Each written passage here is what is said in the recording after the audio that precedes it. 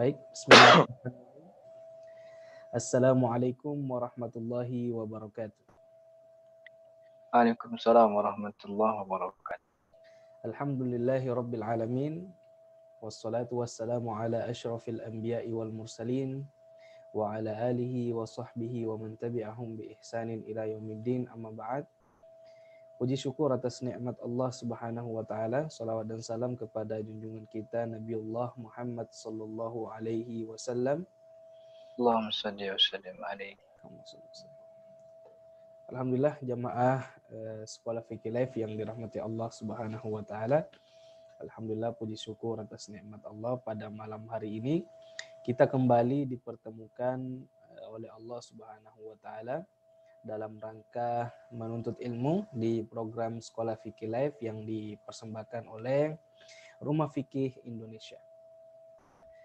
Jamaah Sekolah Fikih Live yang dirahmati Allah Subhanahu wa taala, tidak lupa salawat dan salam kepada junjungan kita Nabiullah Muhammad sallallahu alaihi wasallam.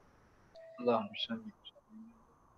Insyaallah jamaah sekalian yang dirahmati Allah, pada kesempatan hari ini, malam hari ini, kembali di program Sekolah Fikih bersama narasumber kita Ustadz Ahmad Zarkasi LC yang membahas tentang qawaid fikhiyah atau kaidah-kaidah fikih, yang mana kita telah memasuki pembahasan kaidah fikih yang kedua, yaitu al-yakinu la yazulu bisyak.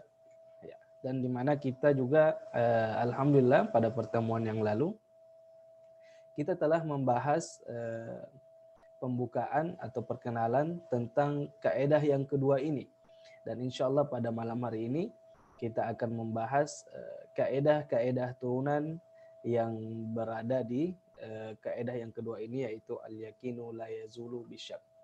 Namun sebelum kita masuk ke materi kita, sebagai informasi bahwa jamaah yang baru bergabung pada pertemuan sesi ini bisa melihat kajian-kajian kaidah sebelumnya, yaitu pembukaan di kaidah yang kedua dan kaidah turunan dari kaidah yang pertama, yaitu al-umuru bimaqasidiha.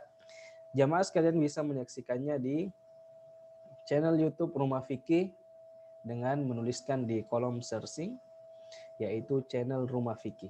Kemudian juga bisa ditemukan di website resmi dari Rumah Fikih Indonesia, www.rumahfikih.com.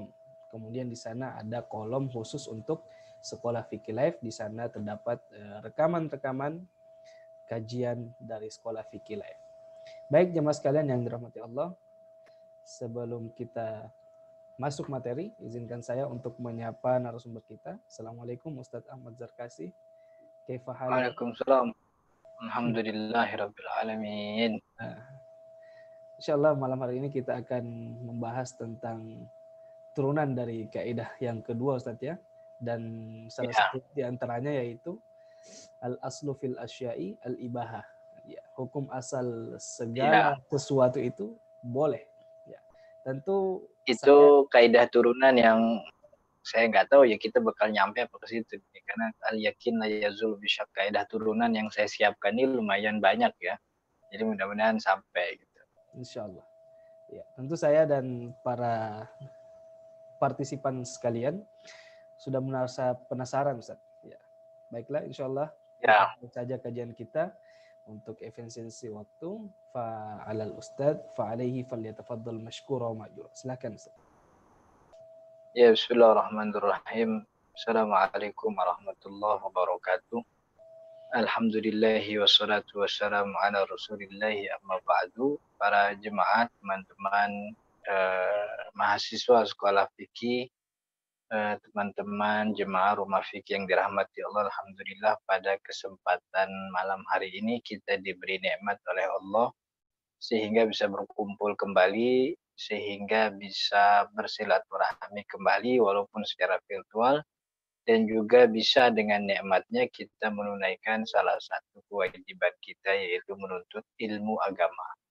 Salawat dan salam kita sampaikan kepada Nabi besar Muhammad sallallahu alaihi wasallam beserta keluarga dan juga para sahabatnya, dengan harapan dan doa mudah-mudahan kita termasuk orang yang mendapatkan syafaat Rasul sallallahu alaihi wasallam di hari kiamat nanti. Amin ya rabbal alamin. Para jemaah, teman-teman sekolah fikih, rumah fikih yang dirahmati Allah Subhanahu wa taala, kita berada pada kaidah yang kedua, yaitu kaidah al-yaqinu la yazulu bisyakki. Keyakinan tidak bisa dihilangkan dengan keraguan-raguan. Jadi maksudnya adalah dalam masalah syariat, sebuah hukum itu tidak boleh dan tidak bisa ditetapkan hanya berdasarkan sesuatu yang sifatnya tidak pasti. Jadi hukum syariat harus ditetapkan dengan sesuatu yang meyakinkan dan ada standarnya begitu, dan ada standarnya. Karena itu sesuatu yang tidak disebut sebagai keyakinan atau tidak sampai pada level meyakinkan tidak bisa dijadikan standar dalam menetapkan hukum syariat. Termasuk dalam hal tentu lebih banyaknya dalam hal muamalat dan juga hal-hal lain sebahagian dalam masalah ibadah. Nah, kaidah ini menjadi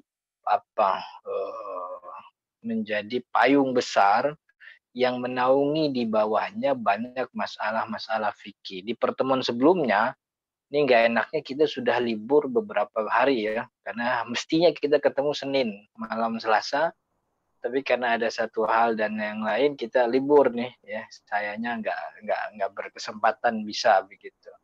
Jadi perlu di refresh lagi bahwa al yakin la yazulu bisyak ini, bahwa kaidah ini maksudnya hukum syariat itu haruslah ditetapkan dengan sesuatu yang meyakinkan, sesuatu yang keberadaannya itu sangat diyakini ada gitu. Nah, maka keyakinan atau hukum yang pasti ini tidak akan pernah gugur, tidak tergantikan kecuali didatangkan dengan keyakinan yang baru, artinya ketetapan yang valid begitu.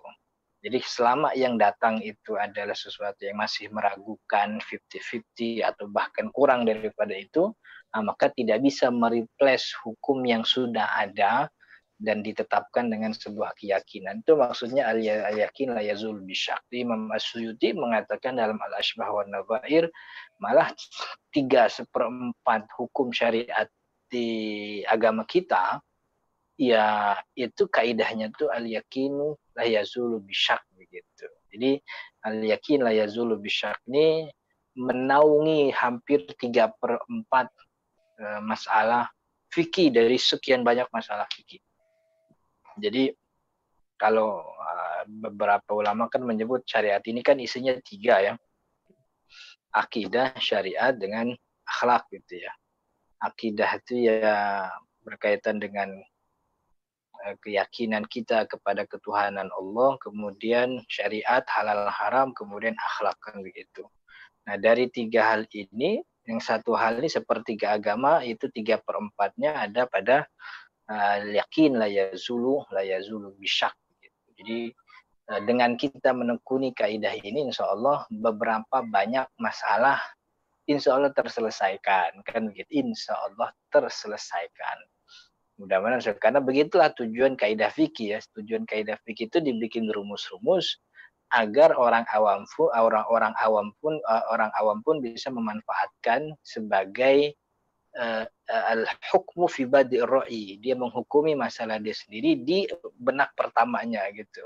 Itu kan salah satu fungsi rumus fikih begitu. Walaupun nanti untuk apa istilahnya dia bisa mengkonfirmasi itu kepada orang yang ahli. Al-yakin la yazulu bisyak ini kemudian turunannya banyak sekali ya. Hanya saja pada paket yang saya berikan di PowerPoint ini, yang mungkin beberapa jemaah juga sudah dapat begitu ya, itu hanya kaidah turunan kita sampaikan 8. Jadi bedanya begini, kalau al-umuru bimaqasidiha kaidah pertama, itu kaidah turunan yang kita pelajari sebelumnya itu adalah al-ibratu fil uqud bil ma'ani wal maqasid la bil alfaz wal mabani, kan gitu. Itu kan kaidah turunan, tapi kaidah turunan ini segmennya sempit nih. Hanya untuk masalah muamalat dan akad itu saja gitu. Nah, tapi kaidah al-yakin la yazulu bisyak, ini turun kaidahnya Salah satu kaidahnya yang kita pelajari al-aslu baqa'u makan ala makan, itu bukan hanya satu bab fikih, tapi hampir semua bab fikih itu ya pakai kaidah ini gitu. Jadi kaidah turunannya saja masih sifatnya kubro gitu. Jadi sifatnya masih luas gitu. Itu saking apa namanya, itu yang dikatakan oleh Imam Suyuti bahwa 3/4 masalah fikih dalam syariat ini ya simpulnya itu al-yakinu la yazulu bisyak. Jadi kaidah turunan yang akan kita pelajari ini masih bisa kemudian apa istilahnya masih mengcover masalah-masalah fikih yang lain, tidak hanya untuk segmented satu bab fikih saja gitu. Baik, itu Ustaz pembukaan terkait dengan al-yakinu la yazulu bisyaki insyaallah. Ini kita akan tampilkan slide-nya begitu ya. Kaidah turunan yang pertama, apa Ustaz kaidah turunan yang pertama? Al-aslu baqa'u makana ala makan. Hukum asal sesuatu adalah ketetapan adanya di saat ini, begitu ya. Itu terusannya apa sih? Al-aslu baqa'u makan, terus kita jelasin ya. Al-aslu baqa'u makan ala makan. Ini artinya yang enak gimana? Hukum asal sesuatu adalah ketetapan adanya di saat ini, di saat berdasarkan ketetapannya yang sudah ada di waktu sebelumnya. Gimana Ustaz jelasin bahasa Indonesianya? Ini terjemahnya ini agak kacau nih. Kira-kira yang enak gimana Ustaz? Al-aslu waqa'u makan. Hukum asal sesuatu adalah ketetapan adanya di saat ini atas ketetapan yang sudah ada. Jadi untuk menghukumi sesuatu yang ada pada saat ini dan kita tidak jelas nih hukumnya apakah B atau C, maka hukumnya kita tinggal mengikuti hukum masalah sebelumnya selama saat ini kita tidak melihat ada perubahan gitu. Sederhananya kan gitu. Al-aslu hukum segala sesuatu itu ngikutin hukum sebelumnya aja begitu. Karena itu yang meyakinkan. Sedangkan sesuatu yang saat ini kita lihat kan nggak ada perubahannya, tidak ada sesuatu yang meyakinkan bahwa hukumnya itu berubah. Maka itulah kita ambil hukum yang sebelumnya begitu. Ya, nanti ini kan juga yang dimaksud dengan kaidah al-istishab dalam kaidah usul fikih. Untuk menghukumi sesuatu yang ada saat ini dan kita nggak jelas, sedangkan kita sudah punya ketetapan hukum di waktu sebelumnya dan itu pun tidak berubah, maka kita ambil hukum yang sebelumnya sampai kemudian ada nanti sesuatu yang meyakinkan yang merubah hukum tersebut. Jadi artinya apa istilahnya mengkedepankan sesuatu yang lebih meyakinkan daripada sesuatu yang masih duga-duga. Itu namanya al-aslu baqa'u makan ala makan. Contohnya, Ustaz. Nah, biar lebih ini contohnya nih. Jika seseorang yakin bahwa ia dalam keadaan suci karena sebelumnya memang dia bertoharoh, lalu datang keraguan bahwa ia telah berhadas sebab satu dan lain hal. Ini banyak nih sebabnya ya.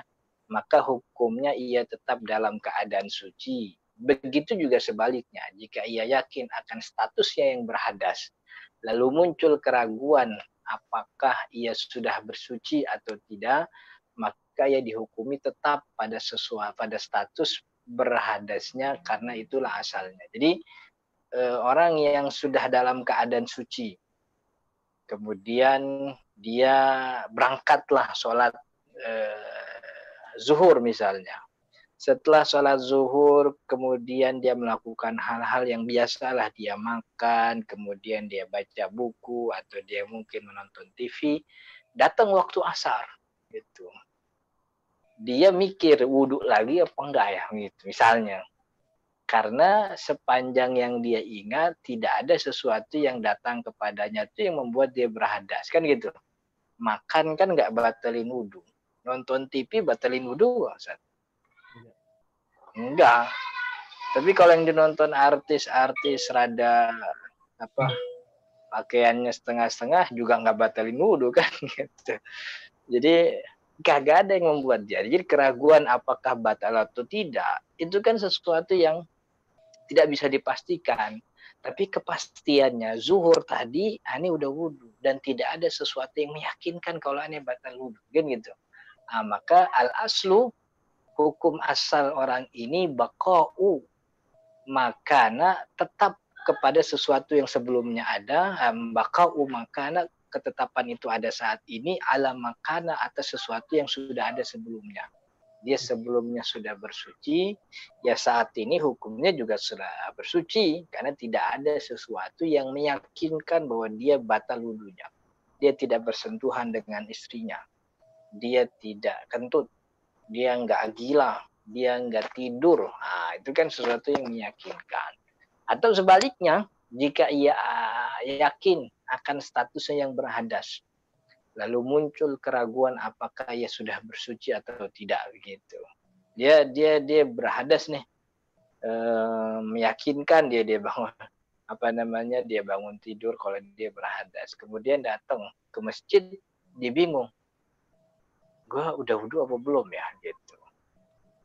Tapi sih yang pasti tadi siang gue tidur gitu, tidurnya di kasur. Awalnya sih selonjoran, cuman tiba-tiba rebahan, muter kanan, muter kiri, bangun ke masjid. Gue lupa tadi gue sebelum ke masjid tuh ke kamar mandi wudhu dulu apa enggak ya. Itu kan ragu nih, dia wudhu apa enggak. Tapi kalau berhadasnya dia yakin apa? Dia baru bangun tidur. Dan tidur salah satu hal yang membuat dia berhadas. Maka hukum orang ini baqa'u makana ala makan, tetap hukumnya seperti apa yang sudah ada sebelumnya, itu dia berhadas. Itu maksud al aslu baqa'u makana ala makana. Memang agak ribet nih bahasa Arabnya ya. Jadi terjemahnya juga jadi compang-camping nih. Kemudian selanjutnya Ustaz, contoh yang mudah-mudahan yang ini dipahami. Kedua, seseorang yang berpuasa lalu di akhir siang gitu, menjelang terbenam matahari, di akhir siang maksudnya sore. Karena kan ulama sering nyebut yaumun wa lailun. Yaumun hari, siang, lailun malam. Jadi hari itu cuma dua, siang malam, siang malam. Yaum itu siang, mulainya subuh, berhentinya maghrib. Lailun malam itu mulainya maghrib, berhentinya subuh gitu. Jadi kalau disebut di akhir siang maksudnya sore gitu. Seseorang yang berpuasa lalu di akhir siang menjelang terbenam matahari, ia ragu apakah sudah terbenam atau belum. Lalu ia makan, maka puasanya batal. Karena hukum asalnya adalah siang. Jadi ketetapan bahwa itu sudah terbenam masih diragukan gitu, masih diragukan. Sedangkan terbenam matahari itu sebuah keraguan yang belum datang kepastiannya, gitu kan. Jadi mungkin ini terjadi kalau di mana? Di tempat-tempat yang mungkin kita kalau dulu ya ada cerita buka bersama kan begitu. Jauh dari masjid, nggak ada sumber informasi, azan, internet lagi putus, misalnya kuotanya lagi habis misalnya begitu ya. Kita sih rasanya nih meganya nih mega maghrib, cuman kita ragu gitu, masih ada sinar. Maka hukum pada saat itu kita mengambil hukum sebelumnya bahwa ini belum maghrib, ini belum terbenam. Maka kita tunggu kepastiannya. Kepastiannya apa? Itu langit udah hilang, gitu. Cahayanya sudah hilang. Maka itu beberapa ulama termasuk Imam Nawawi ad-Dimashqi asy-Syafi'i itu kan salah satu ulama yang menganjurkan menahan buka, artinya tidak langsung buka sampai benar-benar yakin kalau matahari itu sudah terbenam. Kalau emang yakin sudah terbenam, baru itu takjil disegerakan. Jadi segera menyegerakan berbuka itu setelah yakin bahwa memang sudah berbuka. Tapi kalau belum yakin sebaiknya ditunda. Ditunda dalam arti bukannya nunda sampai isya gitu ya. Ya nunda sekiranya emang udah gelap kan gitu. Udah gelap ya udah maghrib. Jadi hukum pada saat itu mengambil hukum sebelumnya bahwa ini belum terbenam matahari. Sampai sesuatu yang meyakinkan itu datang gitu. Sampai sesuatu yang meyakinkan itu datang. Dan sebaliknya juga sama, waktu sahur juga kan beberapa ulama menghukumi sama, akan tetapi begitu ada konsekuensi gitu, misalnya ini kan masih gelap gitu ya, al aslu baqa'u makana ala makan, akan dia makan aja dianggap masih belum subuh. Ternyata ketahuan tuh apa namanya sudah subuh begitu. Maka dia tidak berdosa.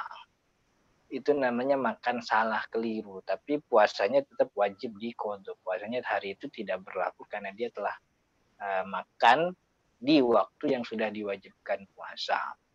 Jadi itu namanya al-aslu baqa'u makan ala makan. Dan ini dalam segala hal, termasuk juga waktu sholat. Ya, ada beberapa tempat kan waktu sholat memang agak amburadul juga, ya, musola masjid ada yang nggak punya waktu. Jadi ketika dia datang ke masjid, dia anggap nih gitu, dia tadi udah asar apa belum ya? Kayaknya sih udah gitu. Kemarin jam segini nih udah begitu. Kemarinnya kapan tuh gitu. Pokoknya jam segini, nah dia sholat lah gitu. Maka kemudian setelah selesai sholat dia tahu ternyata yang tadi dia sholat tuh waktunya begitu, waktunya belum masuk begitu. Maka sholat yang tadi itu dihukumi atau ditetapkan berdasarkan duga-duga yang tidak ada keyakinan di dalamnya. Maka orang seperti ini sholatnya nggak sah begitu. Itu al-aslu baqa'u makana ala makan. Itu kaidah turunan yang pertama, bahwa hubungan dengan kaidah kubronya bahwa sesuatu yang meyakinkan itu lebih dikedepankan dibanding sesuatu yang meragukan. Maka ketika itu bertemu, sesuatu yang meragukan itu tidak punya pengaruh apa-apa sampai datang bukti yang pasti gitu. Selanjutnya Ustaz, kaidah turunan yang kedua. Al-aslu bara'atu az-zimmah. Hukum asal untuk seluruh mukallaf kita ini adalah bebas dari segala tuntutan. Karena memang Allah menciptakan kita bebas dari tuntutan. Ya. Kita lahir tuh belum ada yang nuntut siapa-siapa. Maka hukum asal kita ini adalah bebas dari segala tuntutan. Kemudian, nah ini dalilnya. Dalil bahwa seseorang itu memang bebas dari segala tuntutan. Sabda Nabi Muhammad SAW, al-bayyinatu 'alal mudda'i wal yaminu 'alal mudda'a 'alaihi. Bukti itu wajib dihadirkan bagi yang menuntut. Jadi karena kita nih, apa sih kalau bahasa Indonesianya? Asas praduga tak bersalah apa gimana sih? Gitu. Ya pokoknya segala kita nih bebas dari segala tuntutan, bebas dari segala tanggungan. Maka ketika ada orang mengatakan, lu kan punya utang sama gua, gitu. Duit lu kan tuh dari gua. Nah, jadi ketika ada orang yang menuduh atau menunjuk kita bahwa kita nih punya tanggungan, kita punya tuntutan sekian-sekian, maka orang yang mengajukan itulah yang harus mendatangkan bukti gitu. Nah kita tinggal yamin aja, tinggal bersumpah. Nah itu terjadi di depan hakim. Nanti hakim tinggal ngukur nih, apakah buktinya cukup kuat bahwa dia ada tanggungan atau malah buktinya kontra terhadap tuntutannya. Kan begitu. Ini sabda Nabi Muhammad kemudian jadi kaidah. Al-aslu, kaidahnya lebih umum. Al-aslu bara'atul zimmah. Jadi kemarin di pertemuan awal kita sudah singgung ya bahwa karakternya kaidah itu dia al-ijazu wal jam'u gitu. Dia tipis. Al-ijaz apa? Ringkas dan tapi mencakup. Al-bayyinatu 'alal mudda'i sebenarnya sudah cukup jadi kaidah. Cuman ini hanya terbatas pada hal persidangan depan mahkamah. Maka kalau kita tarik kesimpulan hukumnya lebih luas, al-aslu bara'atul zimmah. Maka setiap orang itu bebas dari segala tuntutan. Jadi kalau kita mau bilang dia nih punya gini, dia harus gini, datangin buktinya gitu.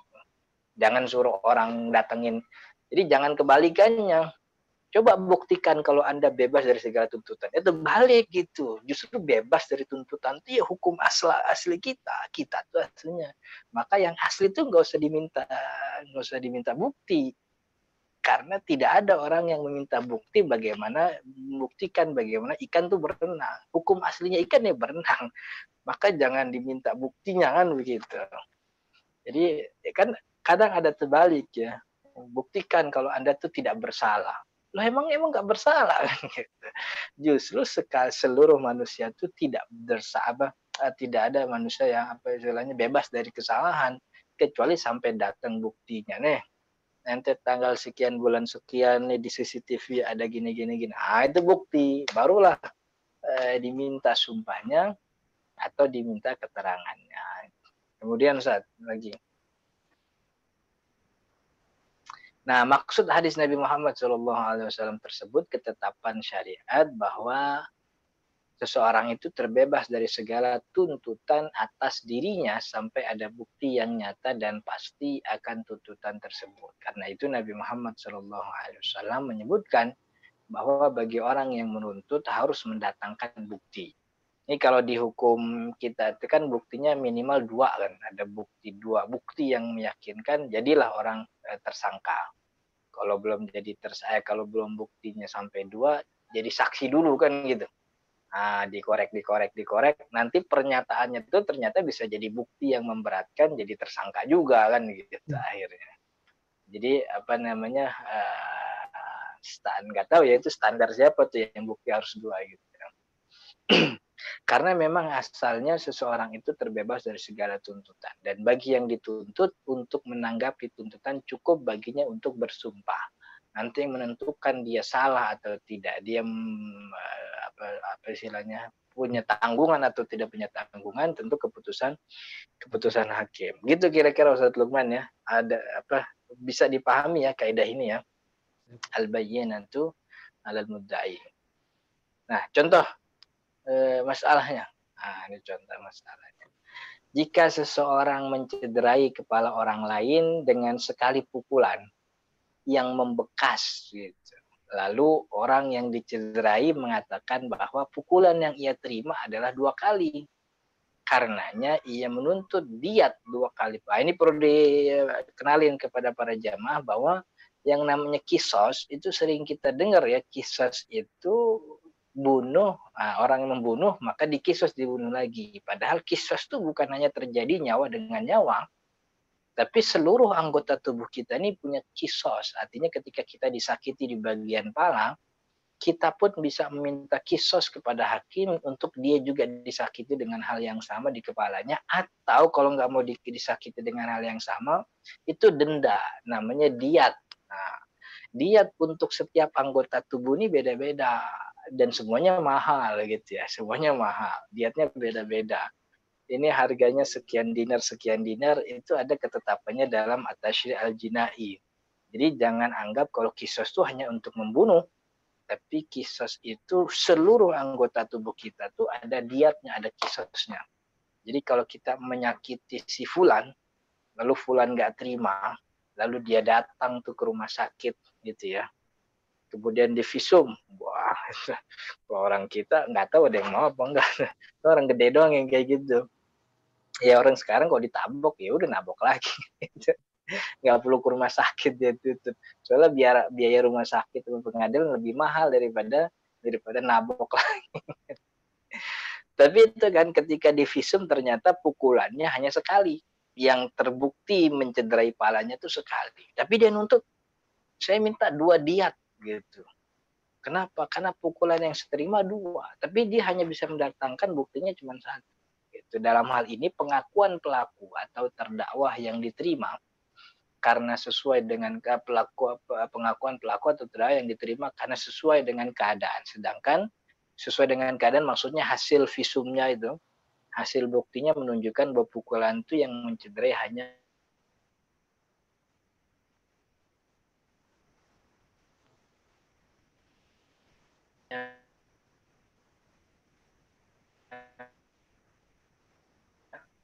pukulan saja. Ustaz Lukman masih bisa mendengar nggak? Ya. Tadi sedikit gangguan. Iya, tadi ada yang nelpon tuh. Ya, nggak tahu kalau kita lagi ngajar nih. Nah, kaidahnya seseorang terbebas dari tuntutan sampai ada bukti yang nyata. Karena itu si pelaku hanya dibebankan diat 1 pukulan. Jadi itu ya para jemaah yang dirahmati Allah bahwa kisos itu bukan hanya terjadi dalam hal pembunuhan. Malah bisa saja kisos itu tidak berlaku ketika keluarga korban memberikan semacam ya udah nggak perlu kisos nggak apa-apa, tapi ganti bayar diat. Diat 1 nyawa tuh tentu harganya lebih mahal daripada 1 anggota tubuh gitu. Ini anggota tubuh tangan, kemudian masing-masing 1 jari ini punya diatnya masing-masing gitu kan. Punya diatnya masing-masing dan juga punya kisosnya masing-masing. Itu kaidah turunan yang kedua, bahwa al-aslu bara'at. Begitu juga ketika kita ingin menuntut orang, weh, lu punya apa namanya, utang lo mau gua 3 juta misalnya gitu ya. Al-aslu bara'atu dzimma. Dia sambil ngangkat tangan begitu, dia bilang al-aslu bara'atu dzimma. Lu kalau bilang gue punya utang 3 juta, mana buktinya? Nah, gitu. Mana buktinya? Lalu ternyata dia punya bukti nih, rekaman. Lu datang ke rumah gue, lu sambil nangis kemarin, lu minta utang lo. Lu minta utang seberat 2 juta, cuman gue kesian, gue kasih utang 3 juta. Ah, itu kan bukti.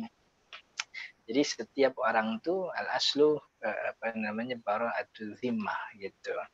Makanya alat-alat yang bisa menjadi bukti itu kemudian kan dikembangkan jadi lebih banyak. Bukan cuma ikrar, pengakuan si pelaku, tapi juga syahadat, saksi, atau juga media. Walaupun ulama beberapanya berselisih ya, apakah media itu kamera, CCTV, recording itu bisa jadi syahid yang makomnya makom syahid gitu ya. Karena waktu itu ya kita ingat ada cerita, bukan cerita, ini kasus nyata tentang salah satu artis public figure yang secara eksplisit begitu ya videonya tersebar melakukan perzinahan begitu. Tapi beberapa ustadz, beberapa tokoh Islam ternyata dia tuh tidak masuk dalam kategori orang yang bisa dihukumi rajam begitu ya. Karena yang dimaksud rajam itu ikrar, harus ikrar. Kalau tidak ikrar ya saksi minimal, dan saksinya tuh harus orang yang hidup, mukallaf itu kan. Gitu. Yang ada video itu bukan jadi saksi, itu jadi perdebatan. Nah, tapi melihat kondisi sekarang tuh media itu sangat sangat mungkin terjadi alat alat bantu gitu. Itu saat kaidah turunan yang kedua. Kemudian kaidah turunan yang ketiga apa?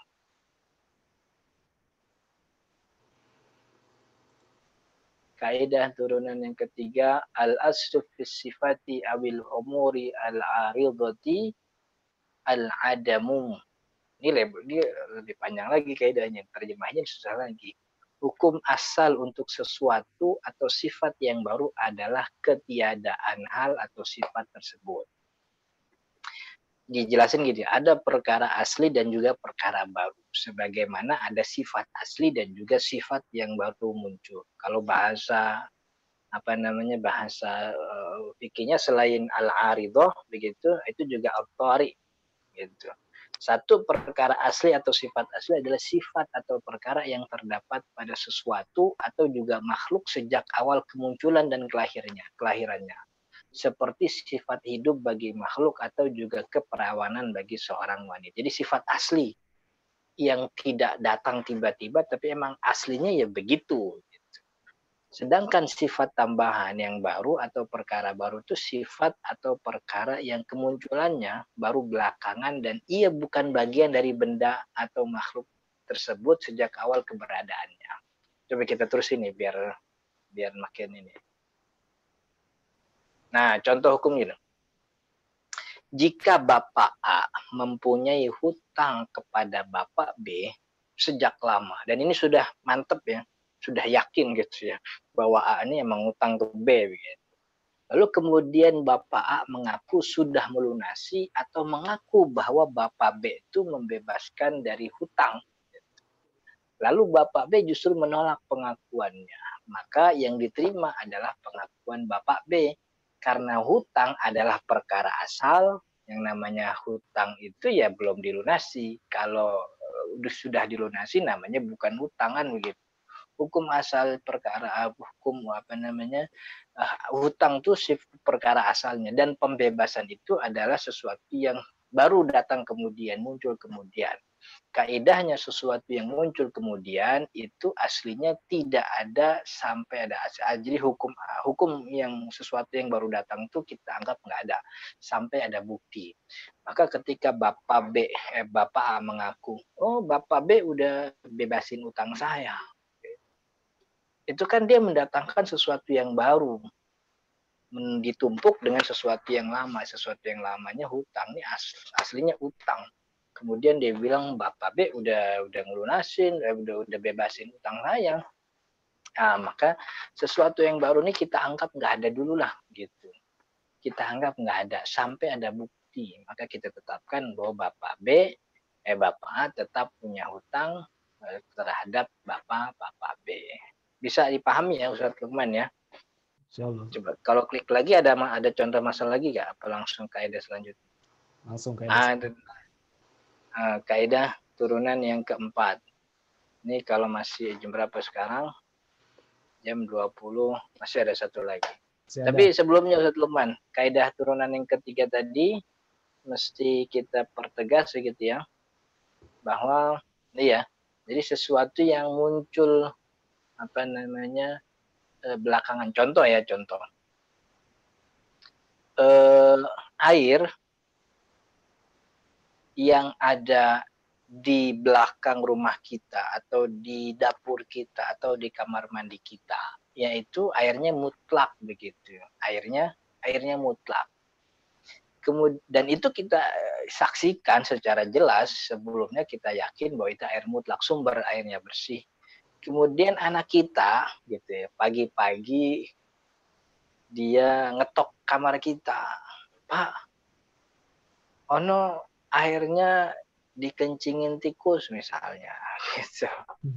Tikus mana yang kencing kelihatan orang nggak kabur tuh kan. Akhirnya dikencingin tikus, lalu kita datang. Nah, sesuatu yang melekat pada air itu kan aromanya ya aroma air, warnanya juga bening, rasanya juga rasa air.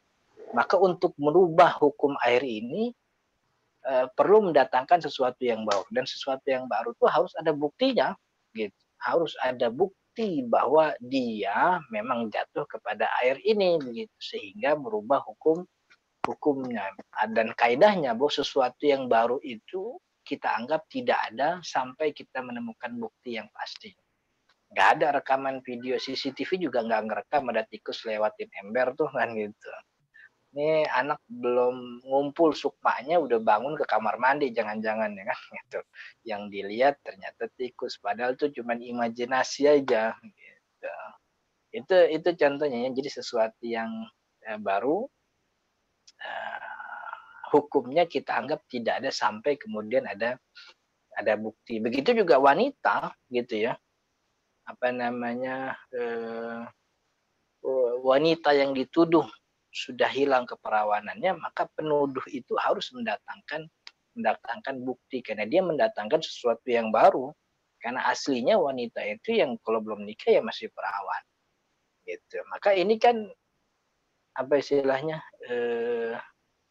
menuduh seperti itu kan bisa ya kalau di bahasa Indonesia apa ya, perbuatan tidak menyenangkan ya, UU ITE itu ya gitu ya, gitu. Kalau di hukum syariat itu namanya al-qadzaf kan, merusak nama baik mungkin. Iya, merusak nama baik gitu. Oke. Selanjutnya Ustaz, yang keempat ditanggung satu lagi kaidah yang keempat, baru kita kemudian sesi tanya jawab. Al-aslu idhafatul hadisi ila aqrabi awqatihi. Maksudnya, hukum asal sesuatu, hukum asal yang baru itu adalah kita nisbatkan kepada kejadian di waktu yang terdekat. Ini kan tadi kita bilang, hukum sesuatu yang baru itu kita anggap nggak ada sampai dia ada buktinya. Gitu. Nah, kalau ada buktinya dan itu berpengaruh, maka kita nisbatkan ini kemana nih? Nah, maksudnya jika ada sesuatu yang baru terjadi dan ada kemungkinan sesuatu yang baru terlihat itu terjadi sejak lama, jadi kemungkinannya sudah lama terjadi, dan mungkin juga terjadi baru belakangan saja, maka hal baru itu dihukumi atau dinisbatkan kepada kejadian yang terdekat waktunya. Contoh.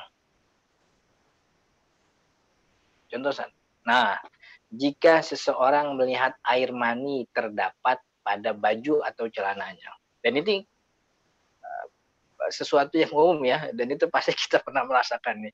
Kita lihat ada air mani di baju atau celana kita, akan tetapi dia tidak ingat kapan ia ihtilam. Ini air mani kapan ya? Semalam? Apa jangan-jangan kemarin? Kan gitu. Atau mungkin yang kemarin lusa gitu. Ini kemungkinan air mani keluarnya itu kan bisa terjadi sudah lama, ya kan, karena air mani sudah kering, atau mungkin bisa terjadi beberapa jam kemudian kan gitu, kemudian kering. maka air itu dinisbatkan kepada tidur. Karena biasanya keluar air mani itu waktu tidur dinisbatkan kepada tidur yang terjadi paling dekat dengan waktu dia lihat air mani itu. Artinya ia harus mandi janabah dan wajib mengqadha semua sholat yang ia kerjakan setelah tidur tersebut sampai waktu ditemukan air. Paham nggak Ustaz Lukman ya? Paham. Jadi kita mau sholat atau kita nggak sholat, kemudian kita lihat lagi iseng-iseng tuh, lagi nonton TV, lagi baca buku, kemudian kita pegang kok keras nih, kita lihat, wah air mani nih, gitu. Ini keluarnya kapan nih air mani nih? Ini kain kan gue udah pakai seminggu nih, jangan-jangan hari Minggu, jangan-jangan dari seminggu sebelumnya nih. Tapi kan untuk meyakinkan bahwa itu seminggu sebelumnya, itu kan sesuatu yang masih duga-duga begitu ya, masih zon gitu, dan zonnya tuh tidak valid. Maka air mani ini kita nisbatkan kepada kejadian yang terdekat. Biasanya air mani itu keluar waktu tidur. Emang kan kayak ini bukan cuma gue pakai buat sholat dong, gue pakai tidur juga gitu. Kerja juga gue pakai, orang kerja di rumah, dagang doang gitu. Berarti ini nih kita nisbatkan kepada tidur yang terdekat. Gue tidur tuh semalam. Oh berarti subuh, zohor, asar, maghrib, isya, 5 sholat di qadha tuh. Dia dapatnya kan malam juga tuh sebelum tidur gitu. Jadi dia harus mandi janabah, maka 5 sholat itu dikerjakan. Jadi nggak perlu jangan-jangan nih air mani yang zaman dulu kan gitu. Jangan-jangan. Nah itu jangan-jangan tuh kan sesuatu yang tidak pasti. Gitu. Kemudian selanjutnya contoh satu masalah lagi nih sebelum kita masuk ke jika ada wanita hamil yang dipukul oleh seseorang, lalu bayinya keluar dalam keadaan meninggal, maka orang yang melakukan pemukulan tersebut yang wajib dikenakan diat atau sanksi. Diat itu kisos ya, dia bayar gitu ya. Karena itulah kejadian terdekat yang melukai perutnya gitu. Tentu dengan teknologi sekarang gitu ya, kita bisa memprediksi, justru kita bisa mengkonfirmasi ini kematiannya ini karena sebab dipukul atau jangan-jangan kejadiannya di rumah kan gitu, bukan di jalanan yang dipukul itu.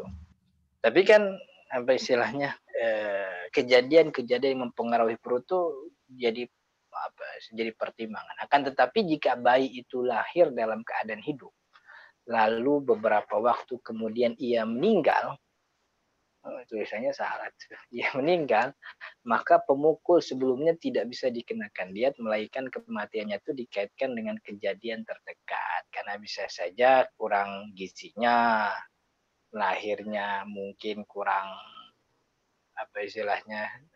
air ketuban kurang, ke darahnya sudah lebih lahap, intinya macam-macam lah gitu. Jadi dinisbatkan kepada jadi kejadian sekarang dan ini mungkin terjadi sejak lama, maka dinisbatkan kepada kejadian paling terdekat. Karena itulah yang meyakinkan begitu. Itu satu. Ya. Nah, kaidah yang kelima dan selanjutnya insya Allah kita akan bahas di pertemuan akan datang di Nah ini kaidah 5 itu al-aslu fil asya al-ibahah, hukum asal segala sesuatu itu hukumnya mubah. Insya Allah di pertemuan akan datang. Ya. Baik Ustaz Lukman, kita berikan kepada para jemaah untuk kita buka sesi tanya jawab. Ya. Baik, terima kasih Ustadz Ahmad Zarkasi atas materinya pada malam hari ini. Alhamdulillah kita telah membahas beberapa kaidah-kaidah fikih turunan daripada kaidah fikih yang kedua, yaitu al-yakinu la yazulu bisyak.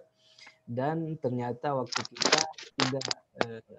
tidak cukup untuk membahas slide kita yang pada malam hari ini, dan insya Allah di pertemuan selanjutnya kita akan melanjutkan dengan judul yang sama, yaitu tetap membahas sisa dari beberapa kaidah turunan di kaidah fikih yang kedua, yaitu al-yakinu la yazulu bisyak.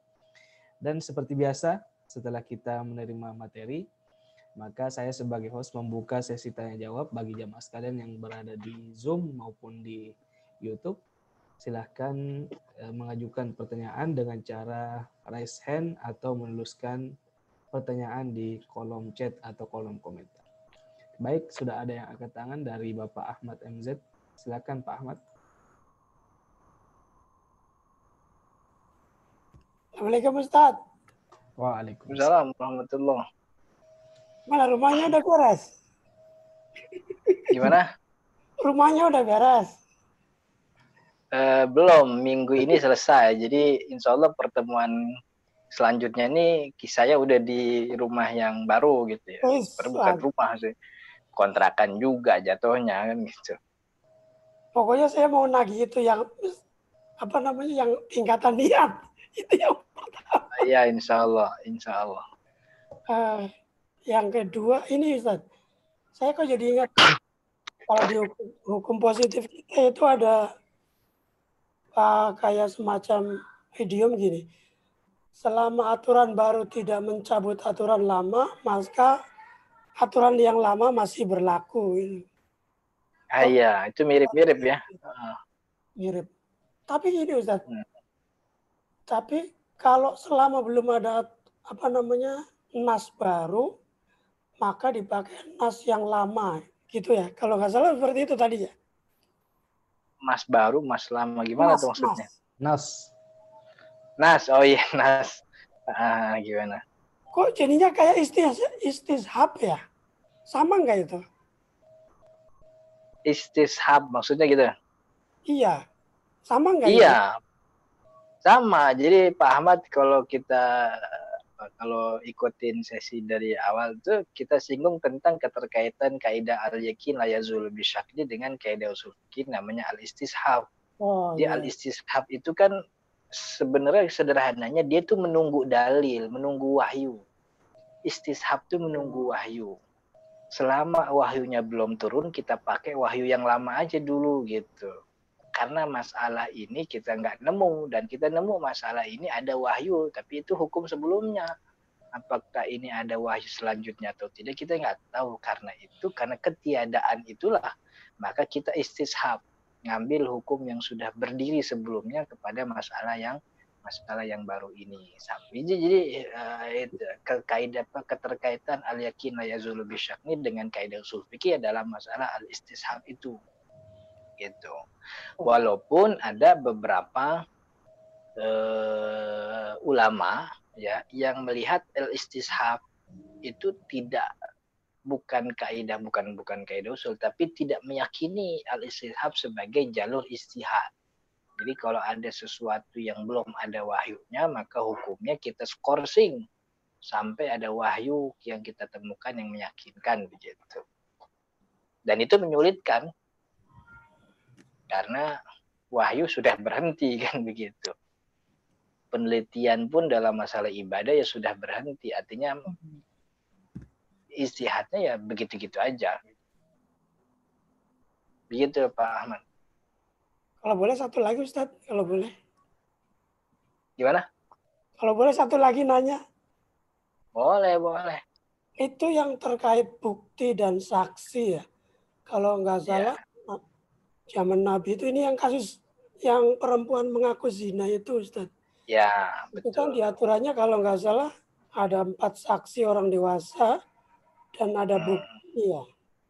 Ini kalau bukti mungkin dengan teknologi bisa. Tapi kalau 4 orang saksi dewasa gitu kayaknya agak susah ya. Nah, tapi kalau kita lihat kejadian di Arab Saudi, ini kan kita berapa kali tuh ngalamin para asisten rumah tangga yang dihukum dengan hukuman zina ya. Jarang hukuman zina tuh. Ada Ustadz yang sampai melahirkan itu. Oh, yang hadis Nabi itu maksudnya? Enggak, pertanyaan saya gini. Contoh kasus Pak Ahmad.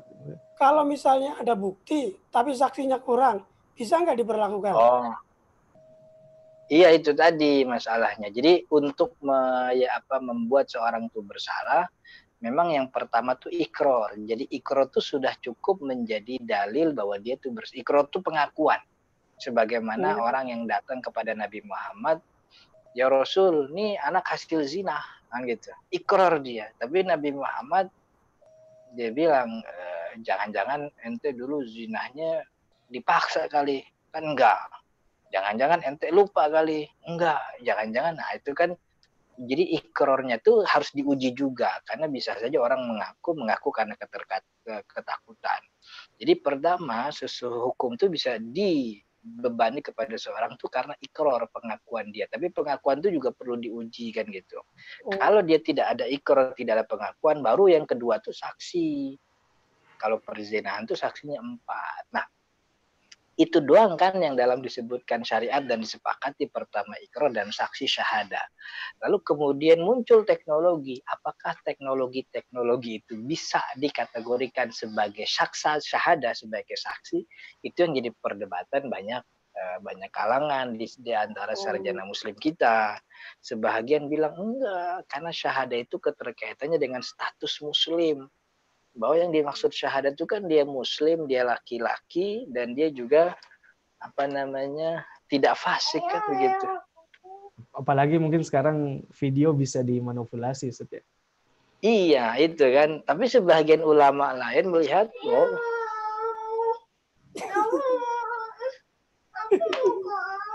ntar ya, ntar ayah ngajar dulu. Abi tunggu dulu. Jadi apakah media itu bisa jadi pengganti saksi atau tidak, itu jadi perdebatan gitu ya. Karena yang dimaksud syahadat itu ya itu. Kan syarat syahadat itu kan muslim, laki-laki, balik, dia berakal dan dia tidak fasik gitu. Nah, itu tidak terjadi kan pada media gitu. Maka itu jadi perdebatan. Akhirnya hukum kembali kepada keputusan dan keyakinan si hakim. Apakah hakim mau meyakini itu sebagai bukti? Ya terserah bagaimana kebijakan hakim. Oke? Ya, siap. Ya. Syukur, Ustaz. Baik, terima kasih Pak Ahmad. Sekarang kita beralih ke partisipan yang kedua. Sudah angkat tangan, yaitu Bapak Agus Samuan. Silakan Pak Agus.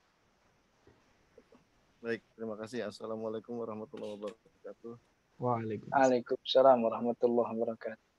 Ada dua sih, satu sebetulnya pengen minta penegasan aja. Ini kan tadi di chat itu rame.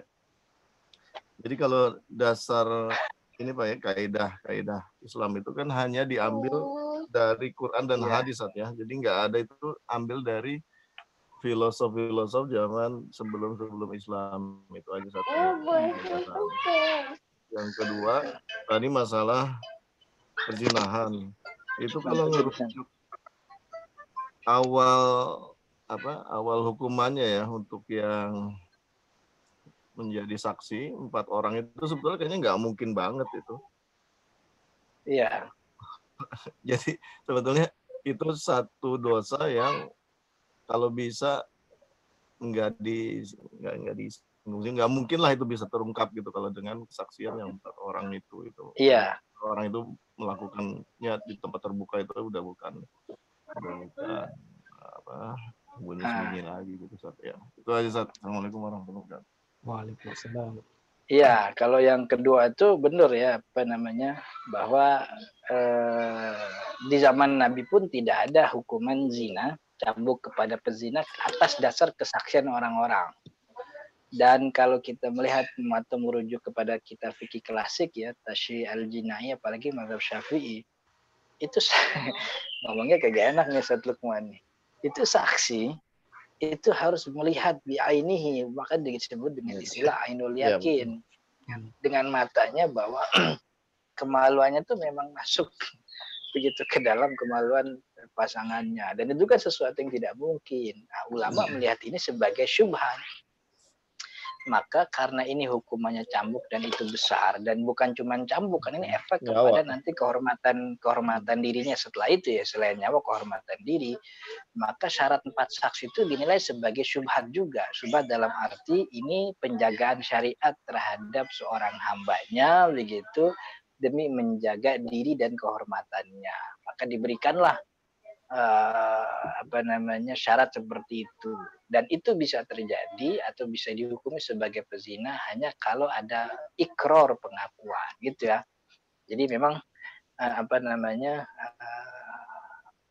Jadi itu juga yang menjadi salah satu alasan pendukung atau alasan orang-orang yang menolak media sebagai media bukti dalam persidangan, khususnya dalam masalah perzinahan itu ya. Karena kalau media itu dijadikan, akhirnya kehormatan orang jadi hilang semua gitu. Justru adanya 4 saksi itu salah satu wacana yang dibangun oleh kebanyakan ulama itu untuk menghindari terjadinya had itu, cambuk itu gitu. Jadi Bisa kaidahnya kita iya. katakan hikmahnya agar tidak ada orang yang bergampangan menuduh orang lain. Iya, karena kan bukan cuman ini ya, karena bukan cuman zinahnya, menuduh orang zinah pun kan menjadi sebuah apa bahasanya had gitu ya, ada hadnya ya. Iya, bisa berbalik. Selanjutnya pertanyaan pertama tuh saya lupa saat itu. Ini saat jadi sumber dalil itu hanya dari Quran dan Sunnah gitu kan, jadi nggak ngambil dari apa filsafat orang-orang terdahulu. Itu aja satu penegasan aja. Ada yang disebut dengan masadir syariah, ada yang disebut dengan masadirul ahkam. Masadir syariah, sumber-sumber syariat itu ya Al-Quran, Sunnah, karena tidak dikatakan sebagai syariat kecuali bersumber dari Al-Quran dan Sunnah. Tapi hukum yang berkaitan dengan syariat, ini kan perkara menghukumi perkara-perkara yang terjadi di kebanyakan masyarakat, itu tidak mesti dari Al-Quran dan Sunnah secara eksplisit, tapi juga dari apa yang lahir dari maqasidus syariah itu sendiri begitu. Bukan cuman soal, bahkan kan beberapa ulama memasukkan al-adah, kebiasaan kita tuh menjadi sumber hukum, sumber hukum. Ya, maksudnya jadi kaidahnya itu kaidah-kaidah gitu. Kaidah itu ya bersumber dari kesimpulan. Di pertemuan keberapa tuh kita bahas sumber kaidah itu. Pertama tentu dia dari Al-Quran, dari As-Sunnah Nabi Muhammad. Kemudian yang kedua, kalau itu bukan dari Al-Quran, bukan dari hadis, itu bersumber dari ijma, kesepakatan. Atau yang ketiga itu bersumber dari kesimpulan hukum, istiqra'nya, bukan istiqra', istinbat ahkam yang lahir dari teks syariah. Atau selanjutnya itu istiqra', research atau penelitian yang dilakukan oleh ulama terhadap fatwa ulama sebelumnya. Nah, fatwa itu kan mengandung benang merah gitu. Ini guru kita bilang ini begini. Oh, berarti ini masalahnya ini benang merah di sini. Nah, maka dari sinilah kemudian muncul kaidah itu. Jadi kaidah itu tidak harus bersumber dari teks Al-Quran, tapi bisa saja dari fatwa ulama sebelumnya yang diambil, karena setiap fatwa pasti punya dhobitnya, punya benang merah gitu. Dari benang merah itu kemudian kita ambil poinnya, lahirlah sebuah kaidah gitu. Itu apa kalau bahasanya ta'lil. Setiap hukum itu ada proses ta'lil, nyari sebabnya gitu, nyari ilahnya gitu. Maka dari ilah itulah kemudian lahir kaidah fikih gitu. Gitu Pak Agus. Baik, jazakallah khairan. Terima kasih Pak Agus telah mengajukan pertanyaannya. Sekarang kita akan membacakan pertanyaan di kolom chat dari Bapak Yudis. Dan ini mungkin sekaligus menjawab pertanyaan dari Bapak Abid Sidki. Ya, saya bacakan. Assalamualaikum warahmatullahi wabarakatuh. Kaidah keempat Pak Ustadz mau tanya. Kalau itu kan contohnya maaf air mani, artinya kalau sudah dapat keyakinan dia harus qodok. Tapi kalau kasusnya si A pergi sholat ke masjid, melewati jalanan becek, dia angkat bajunya. Dia awalnya yakin tuh baju tidak kena najis. Pas pulang ternyata dia dapati belakang bajunya kena. Itu bukan mani ya, seperti contoh yang tadi, tapi cipratan. Nah, itu sholatnya tetap sah atau harus dikodok lagi tuh? Syukron, maaf, maksudnya baju gamis. Silakan, Sir. Iya, baju itu, maka keberadaan najis yang terlihat pada saat itu kita nisbatkan kepada kejadian terdekat.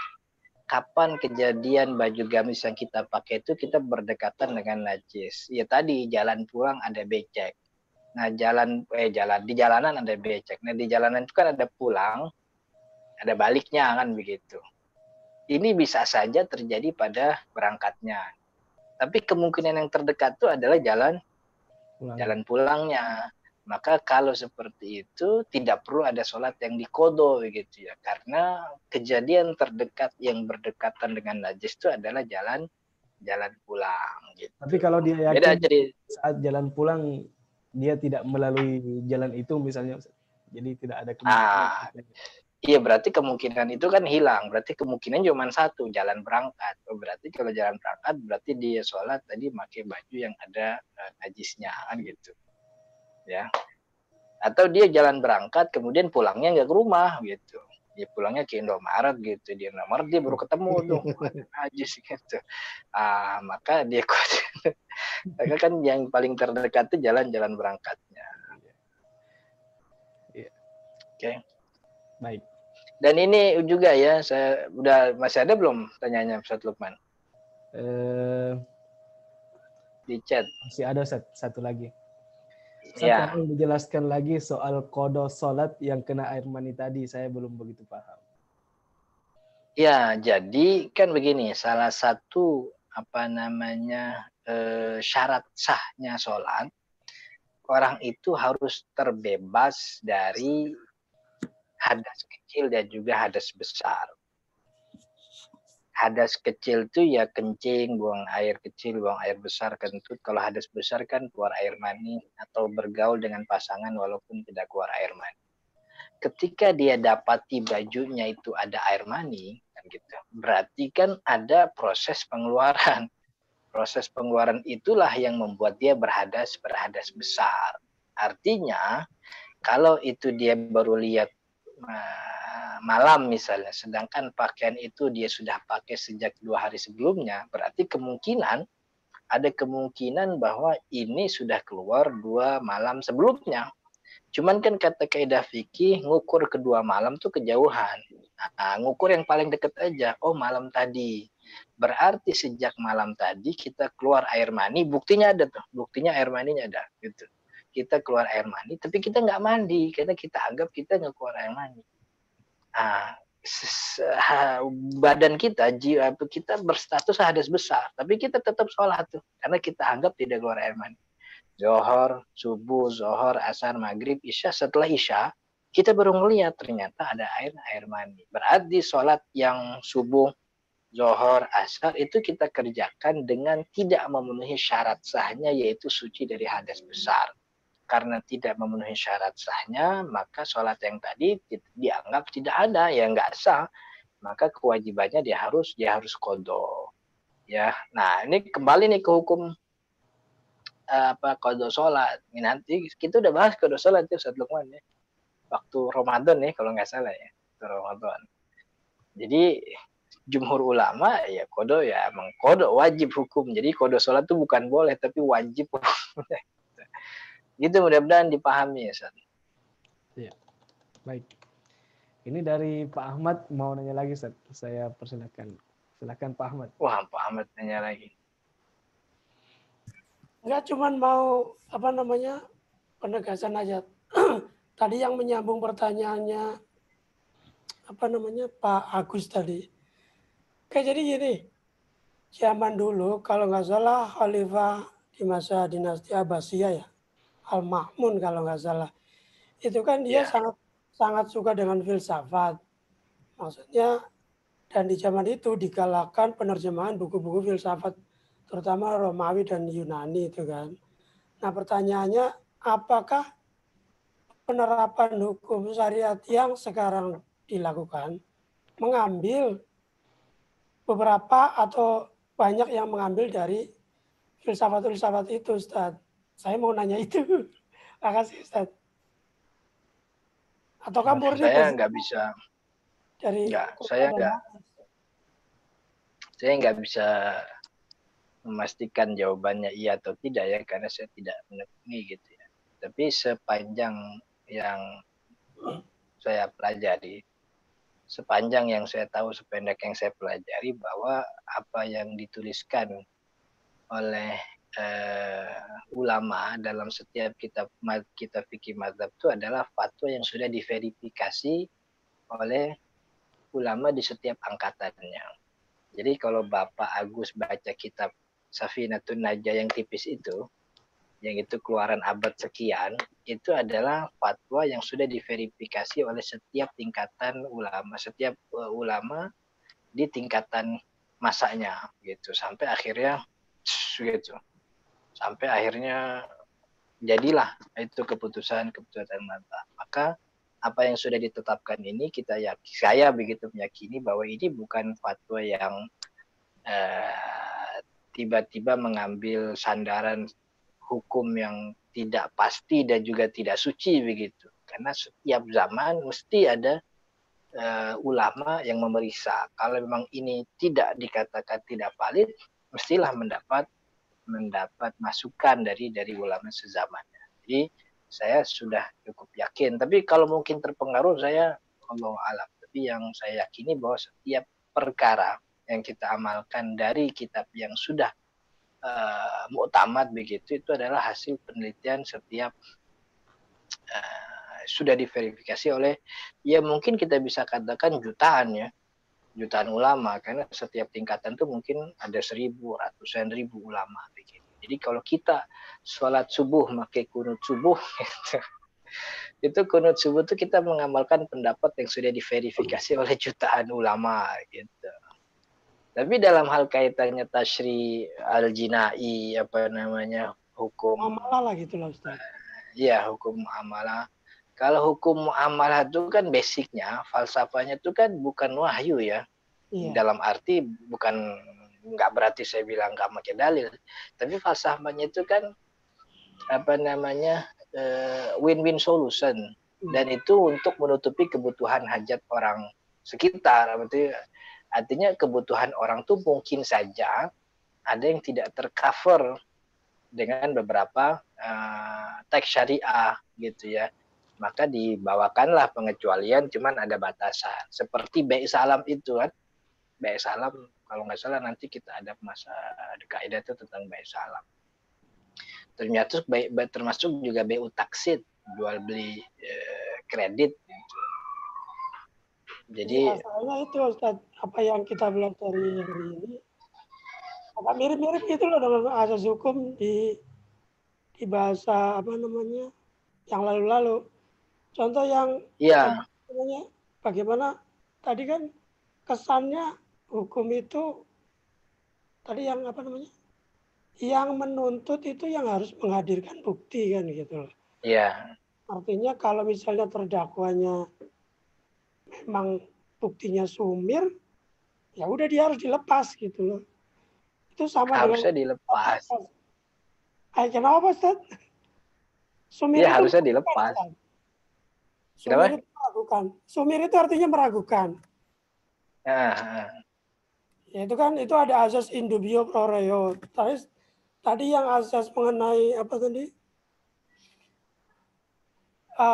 yang berlaku adalah hukum yang lama selama tidak ada kaidah yang baru. Itu di bahasa hukum juga apa namanya lex posteriori derogator, lex generali gitu. Itu ada itu. Mudah-mudahan saya punya waktu buat belajar sambil bikin buku ya. Kita kamus bahasa tasyri jinai dan hukum populer gitu. Makanya saya di chat tadi kok mirip-mirip gitu loh. Apa Islam dulu atau filsafat dulu? Itu Ustaz. Makasih Ustaz. Itu kayaknya mau nanya lagi tuh kayaknya. Gimana Ustaz Lukman? Iya. Baik. Ini ada pertanyaan lagi dari Pak Abid Sidki. Maaf Ustaz, saya nggak ikut kajian waktu Ramadan. Cara mengqadha salat itu dikerjakan 5 sekaligus atau salat subuhnya 2 kali? 1 untuk hari ini, 1 untuk yang kemarin dan seterusnya. Ya, Jadi qada sholat itu kewajiban bagi kita kalau punya sholat yang ketinggalan. Teknisnya bagaimana? Tidak ada teknis yang ditetapkan oleh ulama untuk teknis qada sholat. Yang penting diberesin. Nah, tinggal beresinnya itu kan tergantung dengan luangan waktu kita. Sebenarnya kalau hari Sabtu Minggu tuh nganggur nggak kerja, Sabtu Minggu kalau kita mau beresin sholat yang 2 tahun juga boleh kan gitu. Dari subuh, selesai subuh kita gebar, subuh, zuhur, asar, maghrib, isya, subuh, zuhur, asar lagi. Jadi sepanjang hari kita kodo juga nggak apa-apa kan gitu. Pas lagi kodo, mertua datang kan gitu. Mertua lihat, mantu gue rajin banget gue datang dia sholat. Ntar maghrib mertua mau pulang, dia lihat mantunya masih sholat juga kan. Jadi bagus tuh. Mantu gue emang soleh, gue datang sholat, gue mau pulang sholat, sampai gue nggak ditegor ya.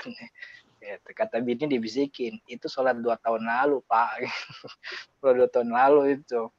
Jadi nggak ada ketetapan harus ya sehari harus habis ya, nggak.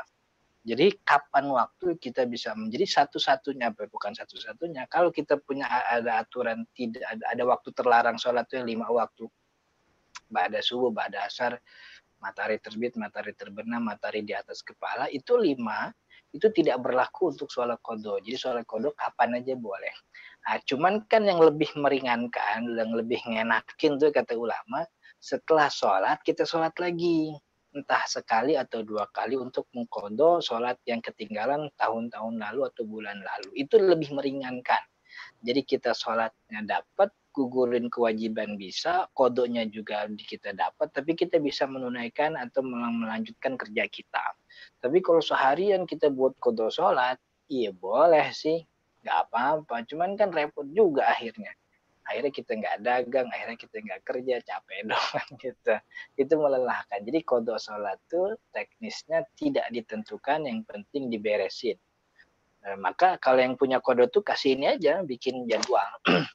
Bikin jadwal satu hari ini, misalnya 2 bulan nih, 30 hari zuhur asar. Udah pulang sholat zuhur, kita checklist hari ini sholat zuhur. Besok pulang lagi, checklist. Jadi sampai sekian sudah selesai. Itu. Ya. Baik. Yang terakhir Ustaz. Ya. Ini dari Pak Irham. Ya. Gimana hukumnya berbohong dengan menggunakan kata insya Allah yang tidak sesuai dengan hatinya? Insya Allah hanya berkedok alasan saja untuk menghindar. Wala taj'alullaha urdatan liaymanikum. Itu surat apa, ayat berapa Ustaz Luqman? Ana lupa. La taj'alullaha urdatan liaymanikum. Janganlah kau jadikan Allah itu sebagai tameng untuk sumpahmu begitu. Ini sih kalimatnya sumpah ya. Jadi jangan jadikan Allah sebagai tameng atas sumpah kamu. Maksudnya kalau emang bohong, jangan pakai wallahi demi Allah gitu. Padahal maksudnya biar dipercaya doang, padahal bohong. Itu nggak boleh begitu. Jangan jadikan nama Allah sebagai tameng. Tapi kan insya Allah bukan sumpah. Insya Allah emang bukan sumpah sih. Tapi kan konteksnya pas ya. Bahwa jangan jadikan kalimat insya Allah itu sebagai tameng. Maka ya bilang aja, saya sih besok malam nggak bisa gitu. Cuma nanti diusahain deh kan gitu. Itu kan bentuk penolakan yang halus tanpa harus membawa kalimat insya Allah gitu. Kalau emang awalnya sudah berniat. Tapi kalau itu kan kalimat insya Allah itu kan untuk sesuatu yang kita bisa pastikan, kan gitu. Mas, ntar malam ke rumah ya, kita selamatan. Insya Allah, aneh datang gitu. Insya Allah. Wala gimana al-kahfi wala illa ayyasha Allah, gimana saya lupa. Ya, jadi jangan jadikan kalimat Allah sebagai tameng. Maka itu dulu kebiasaan Arab itu kan ada istilahnya yaminul gomus. Tahu gak yamin gomus? Apa? Ya, yamin gomus tuh yamin sumpah serapa aja. Karena kita sering ya mendengar orang Arab tuh ngomong wallahi, itu namanya yaminul gomus gitu. Teksnya sumpah, tapi maksudnya tuh bukan sebagai sumpah, tapi dekorasi perhiasan mulut aja. gitu. Itu yang tidak disenangi. Beberapa ulama justru menghukumnya sebagai keharaman, walaupun sebagian menghukumnya sebagai kemakruhan. Tapi yang jelas bahwa yaminul ghamus itu dilarang oleh syariat. Oke? Baik, terima kasih Ustaz. Ya. Alhamdulillah terjawab semua pertanyaan pada malam hari ini. Baik, jamaah sekalian yang dirahmati Allah Subhanahu wa taala. Saya sebagai host berterima kasih tentunya kepada narasumber kita yaitu Ustadz Ahmad Zarkas LC atas materinya pada malam hari ini, dan juga kepada seluruh partisipan baik yang live bersama kita via aplikasi Zoom maupun ya aplikasi atau di channel YouTube Fikih Indonesia. Baik jamaah sekalian yang dirahmati Allah Subhanahu wa taala, sebagai bentuk informasi, insyaallah Sekolah Fikih Live pada esok hari ada 3 sesi. Yang pertama yaitu di jam 5 subuh ada Ustaz Ahmad Sarwat LCMA dengan judul Ilmu Al-Quran dan Tafsir, membahas tentang am dan khos, ayat-ayat yang sifat umum dan bersifat khusus. Kemudian di sesi yang kedua ada Ustadz Isnan Ansori yaitu membahas tentang usul fiqh. Ini pertemuan yang ke-22. Ini membahas tentang istimbat bayani, mantuk sorih, dan mujmal. Ini di jam 16.30 besok. Kemudian yang ketiga, yang terakhir besok, yaitu di jam yang sama dengan kita pada malam hari ini, yaitu jam 19.30, membahas tentang praktik sholat dari takbir sampai salam, yaitu judulnya macam-macam sujud, ya, yang akan dibawakan oleh Ustadz Muhammad Akil Haidar LC. Dan juga kepada jamaah sekalian, saya tidak bosan untuk menginformasikan bahwa kami membuka layanan untuk berinfak. Silakan bagi jamaah sekalian yang berkehendak untuk berinfak, kami menyediakan nomor rekening yang tertera di sebelah saya di sini, yaitu Bank Muamalat 3600006321 atas nama Ustazah Aini Aryani, dan juga ada dari BNI Syariah 0335315841 atas nama Ustazah Aini Aryani. Baik, jamaah sekalian yang dirahmati Allah Subhanahu wa taala, kita sudah di penghujung acara. Mari kita tutup acara kita dengan doa kafaratul majlis. Subhanakallahumma wa bihamdika. Subhanakallahumma wa bihamdika. Lukman Safri undur diri dari hadapan jemaah sekalian. Assalamualaikum warahmatullahi wabarakatuh. Assalamualaikum warahmatullahi wabarakatuh.